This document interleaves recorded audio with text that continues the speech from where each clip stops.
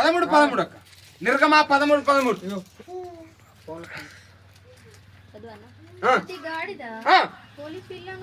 అగో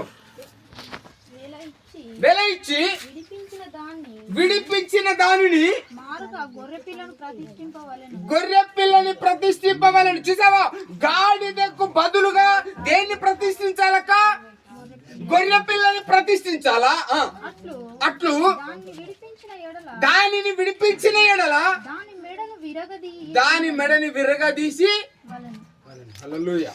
ప్రవక్త పాత నిబంధన గ్రంథంలో ఏం రాశాడంటే, గాడిదని బలివ్వడానికి పనిచేయదయ్యా. గాడిదని ఏం చేయాలా? దాన్ని విడదీయాలా. దానికి బదులుగా దేన్ని బదులు ఇవ్వాలా? గొర్రె పిల్లని బదులు ఇవ్వాలా. గాడిద పని చేయదు. ఇప్పుడు గాడిద ఒక పనికిరాని జంతువు,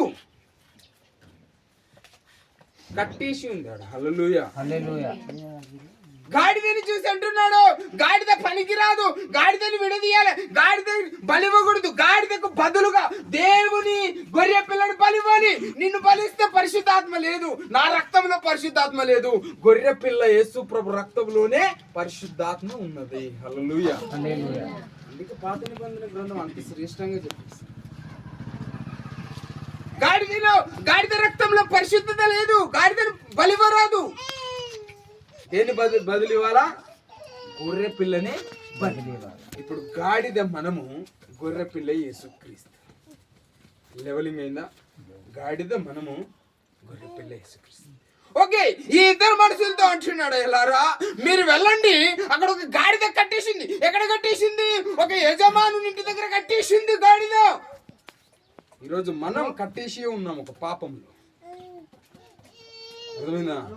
ఒక బానిసత్వంలో కట్టబడి ఉన్నాం మనం. ప్రియగలేం, బలహీనమైన సమయంలో కట్టేసి ఉన్నాం మనం.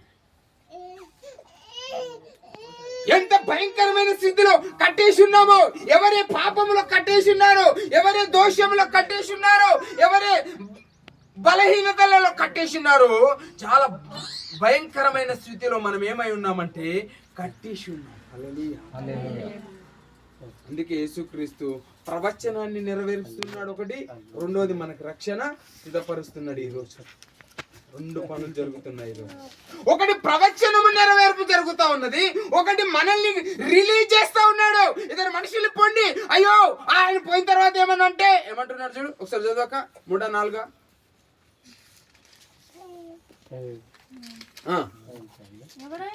ఎవడైనను మీతో ఏమైనా అనిన ఎడల అవి ఇది ప్రభువునకి కావలసి ఉన్నవి.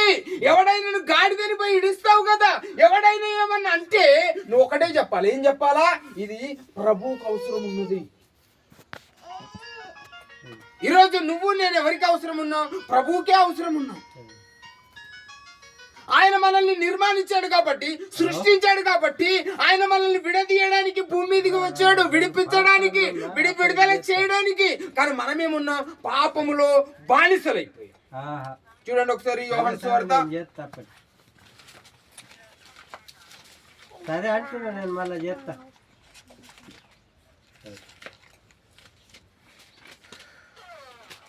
8:36 చదువు, 34 చదువు.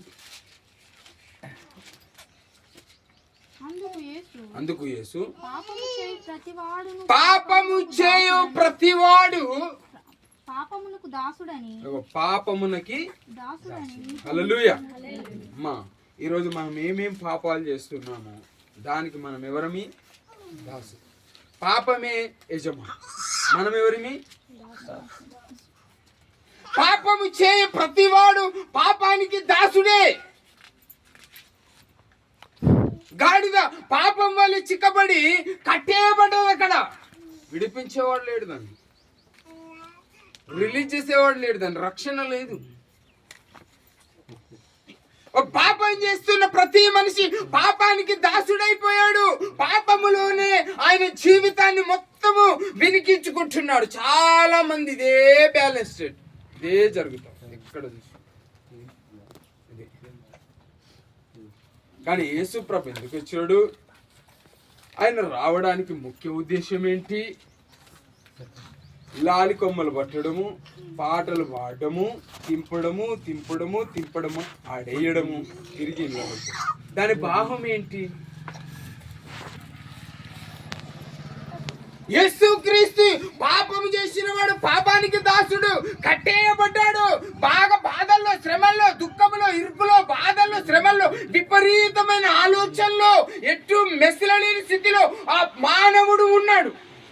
మానవునికి మనశ్శాంతి ఎక్కడ ఉన్నది? మానవునికి ఆనందం ఎక్కడ ఉన్నది? మానవునికి సంతోషం ఎక్కడ ఉన్నది? మానవునికి ఫుల్ ఆనందం ఎప్పుడు ఉన్నది? ఉన్నది ఎవరికన్నా ఆనందం, సంతోషం ఉన్నది ఎవరికన్నా? లైఫ్లో సంతోషం ఉన్నదా? మరి ఎక్కడున్నది? యేసు ప్రభు చాలా అద్భుతమైన దేవుడు. ఆయన ఈ లోకానికి ఆయన అట్టికి రాలే. మనం ఏదో లోకల కొరకు యేసు ప్రభుని నమ్ముకున్నట్టు చేయొద్దు. బాధల కొరకు యేసు ప్రభుని నమ్ముకున్నట్టు చేయొద్దు. కట్టేసి ఉన్నావు నువ్వు. కట్టేయడం అంటే ఒక శ్రమల్లోనే ఉన్నావు. నువ్వే ఫ్రీగా ఉన్నావా? ఆయన ఇడిపించడానికి వస్తుంది. హల్లెలూయా. ఆయన పరలోక రాజ్యం నుండి రాకముందే ఈ నెరవేర్పు జరిగింది. ఇక్కడ ఏమన్నా? పాపము చేయవాడు పాపానికి ఏమై ఉన్నాడక్క?